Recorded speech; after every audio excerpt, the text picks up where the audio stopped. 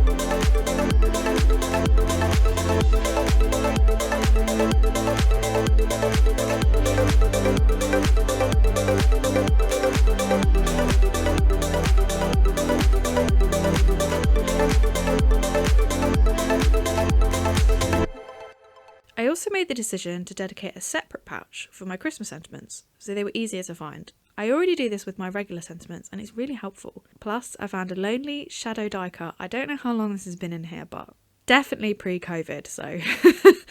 So I cut the missing word to add onto it. Now I can just grab this sentiment and it's ready to use on a card. I decided to move on to coloured scraps next. These 12x12 baggies weren't working for me anymore.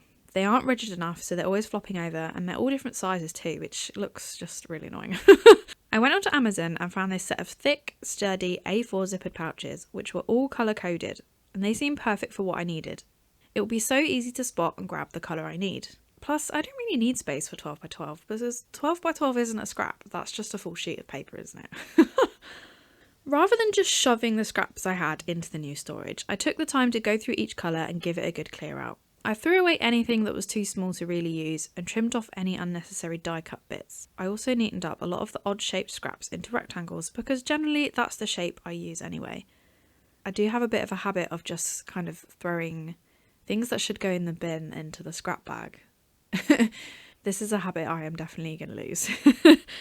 Here and there, I also pulled out any obviously Christmas-themed pattern paper. I decided that would be more useful in the Christmas pouches than here with the rest of my scraps. It actually felt really therapeutic to do this. Not only do my scraps feel more usable now, and more in tune with what I actually have in here, rather than it being a giant mess.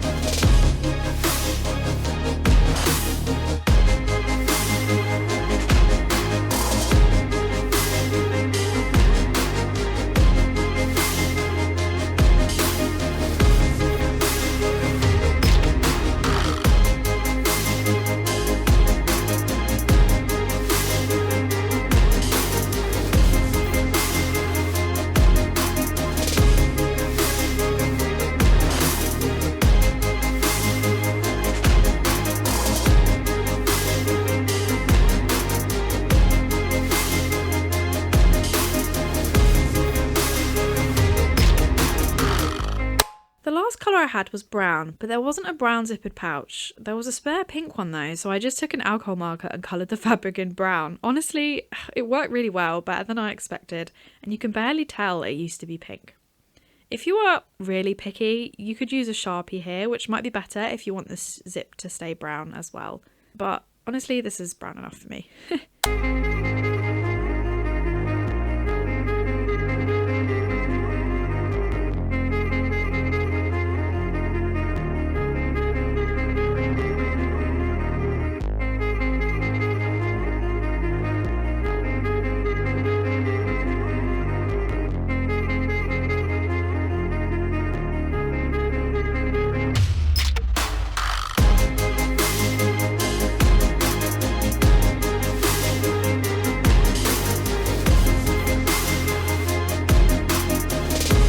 With all the coloured scraps done, I moved on to the little letter holder on the desk. Most of the scraps went into the zippered pouches, but I decided to keep a few of the larger white and craft pieces in here, as they are really handy to grab for some quick stamping or die cutting. I also put the calendar patterns in here too, so I remember to use them soon.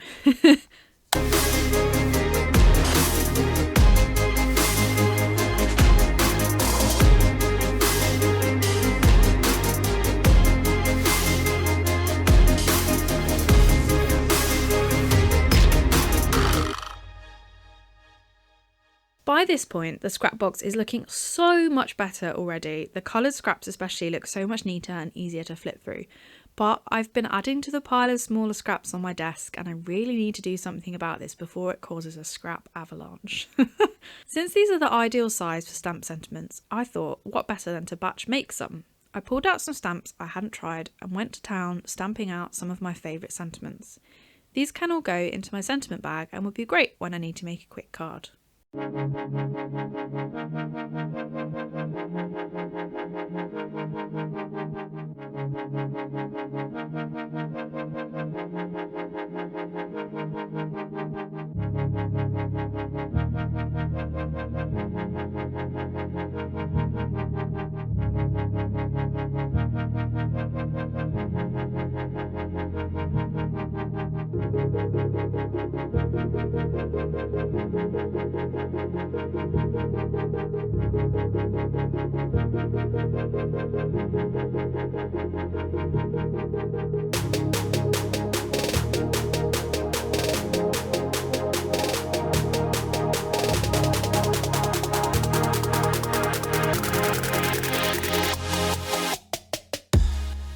And since we're on sentiments, it seemed like a good time to pull out my sentiment pouch and give them a clear out too.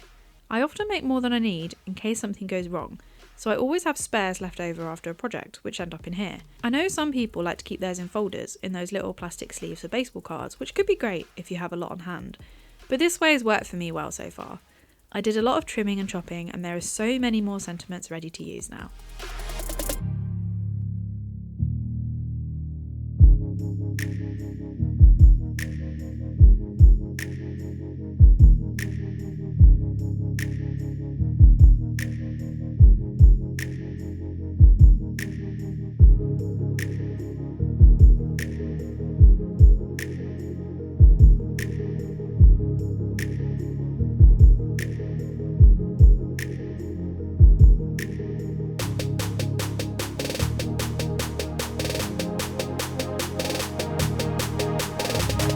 Even after all that stamping, there was still a lot of small pieces ideal for sentiments or small stamps, but instead of spending hours making more sentiments, because I was tired of doing that by this point, I decided to sort them roughly by size into this plastic pot, which is actually packaging from some olives I think, and keep them to hand on my desk. Much better than a pile, but still within easy reach.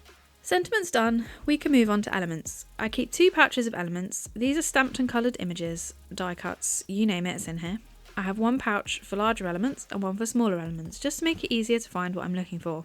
I did used to keep my stamped elements separate from my die cut elements, but that didn't really make a lot of sense, so I just put them in the same pouch. Sometimes I like to stamp and colour new stamp sets without a card in mind, just to try them out, and when that happens, they usually end up in here to use in the future.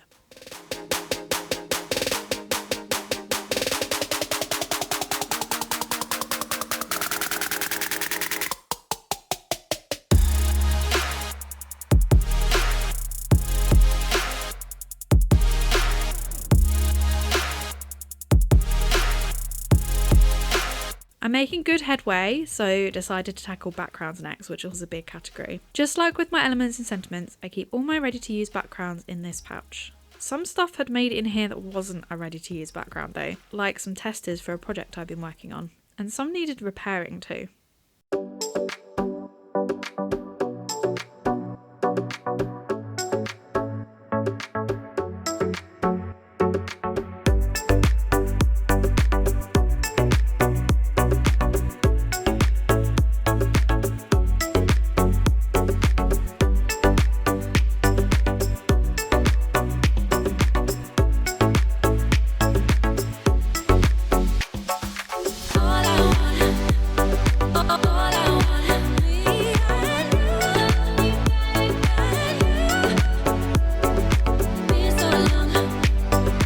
Once that was done, it was time to sort through my big stack of jelly prints, as well as a few mica powder backgrounds. I'm still learning how to use my jelly plate, but honestly, it's so much fun. If you want to feel like you're letting go more in your creative practice, I really recommend you give it a try.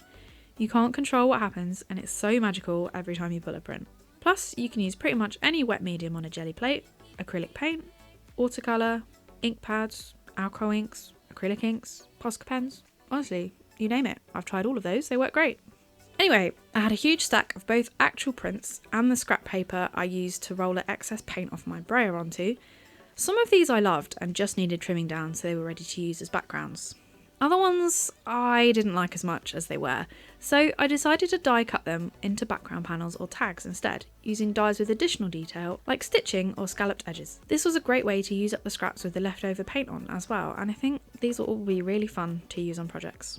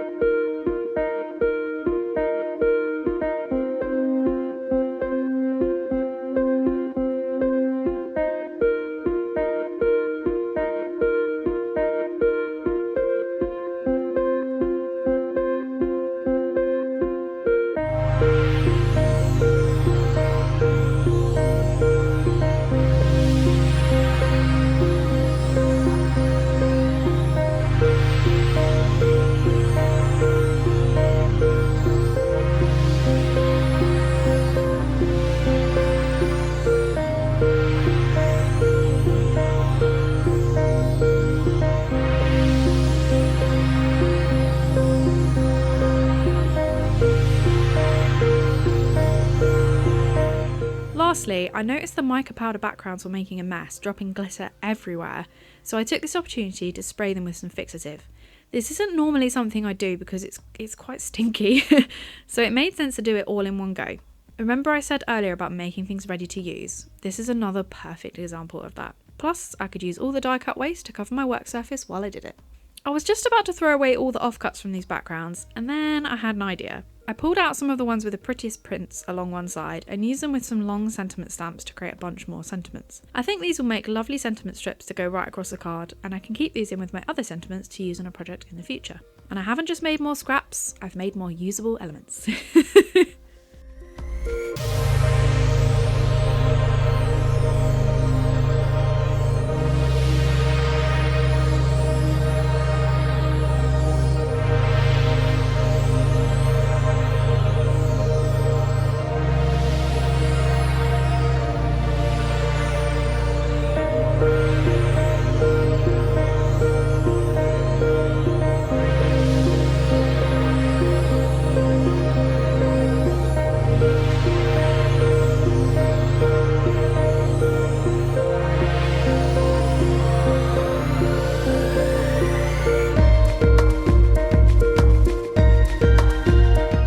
Okay, there's one more pouch to tackle.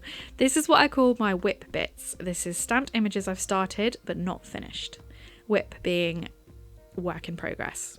Some are half painted, some need cutting out, some need colouring in. If I'm stuck on what to do, I often go here first and pull something out I've half finished, because then I'm not starting from scratch. There are a few things in here that could be upgraded to a ready to use background with just a bit of die cutting, so that's exactly what I did. Honestly, I think some of these have been in here for at least 3 years, so it would be really nice to use them in a project I actually finish.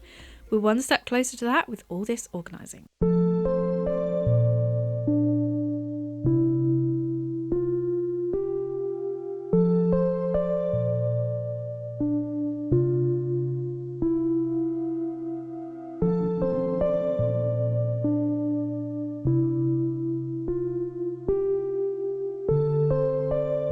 And the final reveal, here's how my scrap box looks now. So much tidier and easy to grab everything. The labels on my pouches aren't covered up, so it's easy to find the one I want. All my backgrounds are organised in this leftover zippered pouch, which will help keep them tidy and easy to grab, but also protect them from getting damaged. With less in here overall, it's easy to pull each pouch in and out as well. Nothing is getting squashed or bent anymore. And the colour-coded zippered pouches for my coloured scraps look amazing. I love how much neater this section is. No more searching for the right colour. Hooray! There's even room for my vintage ephemera and photos right here at the back, out of the way and nice and safe. I'm so pleased with how much more accessible everything is in here now. I really want to dive in and start using my scraps. And the only other place we have scraps now, over here on the corner of my desk, there's no more paper avalanches.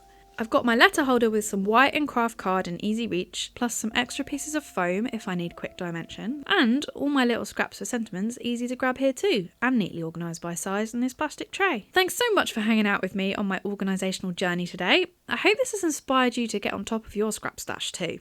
If you enjoyed this video, please leave me a like or a comment before you go, and check out my channel for more card making tutorials and organisation inspiration. I hope to see you back here on my channel again soon. Bye!